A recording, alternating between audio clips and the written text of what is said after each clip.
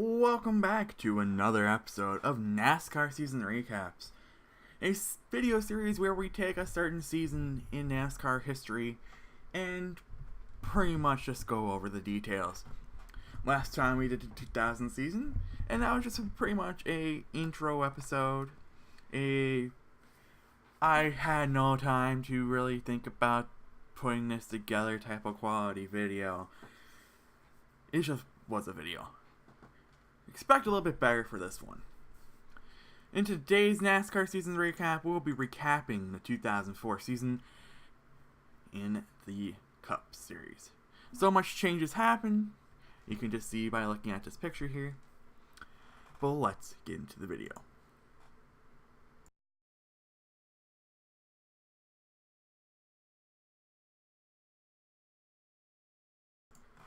Alrighty, so the first thing we're going to talk about is how the title of the Cup Series changed. So for the first time since 1971 in a NASCAR Cup Series, there was a name change. It went from the Winston Cigarette Company being the NASCAR Winston Cup Series, the NASCAR Winston Grand National Series, how many names you want to incorporate with the Winston Cup Series, to the NASCAR Nextel Cup Series. It was the first time that sponsors changed, and it's the first real change for 2004. Let's go ahead and get into some driver changes, and we're going to go ahead and start talking about the rookies. It's always fun talking about rookies because they're the drivers you want to talk about, because of the young guns of the sport, the people that are going to be there for years and years to come. Here's a list of the rookies that were eligible for the 2004 NASCAR Rookie of the Year. You had Brandon Gunn in the number 77 car, Dodge. Casey Kane in the number 9 Dodge. Scott Riggs in the number 10, I do believe, Dodge. Johnny Sauter, he raced a couple of different cars. Brian Vickers in the 25 Chevy from Hendrick Motorsports. And Scott Womer in the number 22 car. Another thing to add here, Pontiac has withdrawn from the sport, so we're sitting here with only 3 manufacturers now. New faces, new places, and here's a list. So Joe Nemechek, as you remember, he was a Rookie of the Year. No, he wasn't Rookie of the Year candidate. He was one of our drivers who swapped rides in 2000. And he's going to do it again, this time going to MB2 Motorsports in the number 01 Go Army Chevrolet. Mike Bliss joins Haas Automations in the number 0 Net Zero car. Jeff Burton, we're going to put an asterisk by his name because he changed roughly a little bit after mid-season at Michigan to the number 30 car for Richard Childress Racing. Would sooner or later be put into the 31 car.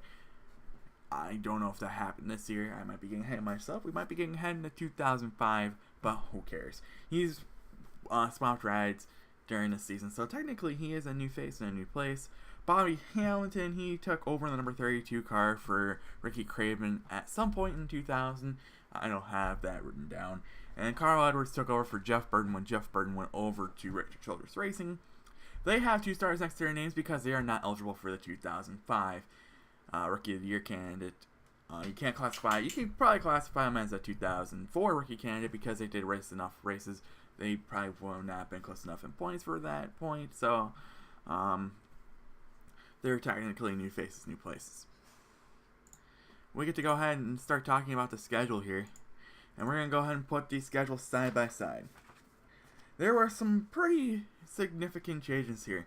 On your left is going to be the 2003 NASCAR Winston Cup schedule, and you can see things start to change here roughly around race number 8 when they switch the spring Martinsville race and the spring Talladega race around. That's first noticeable change, and you go all the way down to race number 25 for the 2000 season. Now it was the Southern 500, roughly Labor Day weekend. Instead, now that's going to be at California for the Pop Secret 500. So, if you look at this right now and you're saying Darlington did lose a race. No. There's more to this. We get to start explaining the chase for the Nextel Cup. So the chase for the Nextel Cup is pretty simple. We're going to first talk about how you get to that point. The chase starts off by every single driver, all 43 drivers in the field, being eligible for the chase. You race the first 26 races as normal, points accumulated, winner gets, I believe, 160, 170 points for winning the race, and it goes down from there. After the first 26 races, the race cutoff point was race number 26, which was Richmond, which has been Richmond, if you guys know your NASCAR history, all the way up till this year, in 2018, 2019, whatnot. But the top 10 will be then classified as chasers, the only 10 drivers eligible to race for the NASCAR Cup. So, it's pretty simple. Those 10 drivers then are eligible to race for the Cup. They get reset in points after race number 26 at Richmond to this. So first place gets 50-50, and it goes down by 5 all the way down to 10th place, with 10th place getting 50-05. Here's more explanations here. Those people who are in the top 10 points, they just, race for the same amount of points, so each driver still gets so on and so forth for points because, it would have been much more difficult in 2004 to do things where we were doing things today. Here we go. And here are your 10 chase races. So it starts at New Hampshire, and then we go to Dover, Talladega, Kansas, Charlotte, Lowe's Motor Speedway, where am I? Martinsville, Atlanta, Phoenix, and this is where then the Southern 500s moved, the 35th race of the year at Darlington. And then you get to race number 36 of the year, which is Homestead, Miami, which is the final race of the chase, final chance for people to be eligible for winning the title. There's been years where there's been 2 people eligible. There's been years when there's been 5 to 6 drivers eligible. The chase was a real mixture after 2003 because Matt Kenseth dominated the 2003 season, only having 1 win. Being very consistent week in, week out, locking the chase up like 3 weeks before the end of the season. They were thinking locking the title up before the end of the season. They wanted to get to the point where every single driver in the top 10 drivers, the top 10 best drivers in the league had an opportunity to race for the points. They're not 365 points back and having the issue of not winning the title. So it's pretty much an implement of the chase format. There were years upon years where drivers been able to lock up the point standings before race 36. So it's pretty much the reason why. Here we go. The TV schedule. So we're down to just 2 major networks hosting it. NBC, TNT there. classified 4 channels have it. They had half the season, but their seasons go from the Daytona 500, and they don't see another race until that 19th race of the year. Fox then ran from Rockingham all the way to the Pepsi 400 at Daytona, and then that's where NBC TNT took over. So TNT had the broadcast of the chase for the NASCAR Cup. Pretty simple, no ESPN and whatnot to have to talk about. So, yeah. Now here comes the long portion of the video. We're going to talk about race winners. And we have 1, 2, 3, 4, 5, 6, 7, 8, 9, 10, 11, 12, 13 of them this time around. And you can see them on the screen here. The most wins in 2004 goes to Jimmy Johnson with 8. He won the Carolina Dodge Dealers 400, the Coke 600, both races at Pocono. He won the fall race at Charlotte. He won the Subway 500, the Bass Pro Shop NBNA 500, and the Southern 500.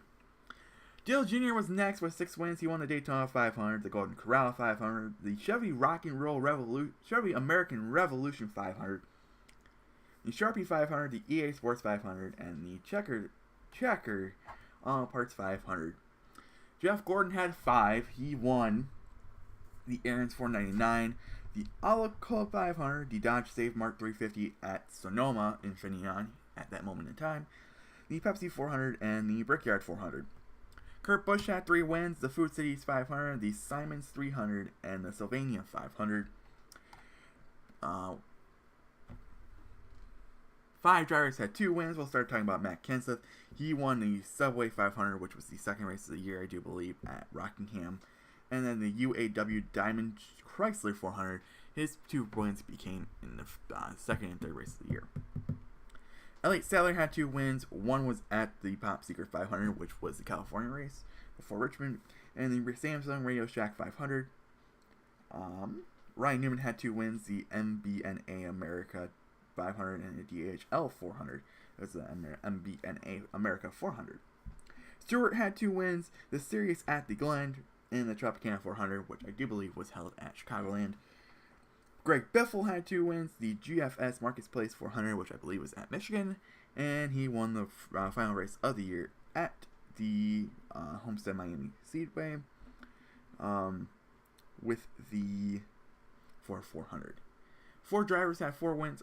Rusty Wallace won the Advanced All Parts 500. Mark Martins won the MBNA America 400. To salute to heroes. Jeremy Mayfield won the Chevy Rock and Roll 400, which was the last race before the chase, which propelled him into the chase. And Joe Nemechek won the Banquet 400, which was at Kansas, I do believe. So, those are your race winners. A little bit better than last time with just me pushing up pictures. I actually had the wins this time. So, now, start talking about the point standings here. We're going to only worry about the top 10 points this time around. And here are your 10 drivers who competed for the chase for the NASCAR Cup. From left to right, we're going to start with the back row. You have Dale Earnhardt Jr., Matt Kenseth, Tony Stewart, Elliott Sadler, Kurt Busch, Mark Martin. In the bottom row, left to right, you have Jeff Gordon, Jimmy Johnson, Jerry Mayfield, and Ryan Newman. So, how did the top 10 in points finish out? Well, here you go. Let's start with 10th place here. Jeremy Mayfield, he did have that 1 win, 5 top 5s, 13 top 10s, and, scored roughly about 6,000 points. Elliott Sadler had 2 wins, like we said, 8 top 5s, 14 top 10s, and an average finish of roughly 15.9. He scored 24 more points than Jerry Mayfield. Matt Kenseth was 8 in points with 2 wins, 8 top 5s, 16 top 10s, an average finish of 15.7. Let's go ahead and talk about 7th in points, which was Ryan Newman. 2 wins, 11 top 5s, 14 top 10s, an average finish of 16.5. And then we're going to talk about the top 6 because the top 6 drivers were all eligible to win the chase for the NASCAR Cup in Homestead, Miami. Tony Stewart finished with 2 wins, 10 top 5s, 19 top 10s, an average finish about 12.9. He was about almost a full race back, a little bit more than a full race back in points. Dale Earnhardt Jr. was 5th in points. He was the second most wins, 6 wins, 16 top 5s, 21 top 10s, and an average finish of 12.1. I think he finished there in points. It's either this season or another season I'm thinking about because he gets to the Talladega race, wins the Talladega race in the chase, I do believe. I believe this was the season that happened. He got docked points for cussing on television. I believe this is the season that happened. It's either this season or season in the future. Mark Martin was 4th in points, 1 win, 10 top 5s, 15 top 10s, average finish of 13.8. He is about 107 points back. And then you can really say the top 3 in points, you could just be like, there's no separation. This is why they came up with the chase format. Jeff Gordon finished 3rd with 5 wins, 16 top 5s, 25 top 10s, an average finish of 11.4. If you think about it, he should be your champion because of how consistent he ran. Probably had the most points coming into the chase, and he only was 16 points back. Jimmy Johnson had 8 wins, 20 top 5s, 23 top 10s, an average finish of 12.1, and was 8 points back. So you're thinking about a difference of maybe 2 to 3 positions on track. Kurt Busch was your champion. He had 3 wins, 10 top 5s, 21 top 10s, an average finish of 12.5, and he scored the points of 65.06. So there is your top 10 points. Real simple, not much else you can really explain. The 2004 season was a season for many changes. New drivers were introduced to the sport, like Casey Kane, and really that's the. I mean, we can go back there. Casey Kane and Brian Vickers were your 2 main ones there at that point. Besides the main series title change and whatnot, you got just name the series The couple of minor changes in the schedule. The big change in the season was the chase for the NASCAR Cup. 10 races, whatnot, for points and whatnot. That's going to do it for me today. We are finally done talking about the 2004 NASCAR NASCAR Cup season. Whew. I think this went way a lot better than last time. And yeah, I hope you guys do enjoy it. Leave a like. Comment down in the comments section for future episodes. I think I have my idea for the next one. That one should be a pretty interesting one. But yeah, that's going to be it for me from All Gas TV today. I'll see you guys next time for a NASCAR season recap.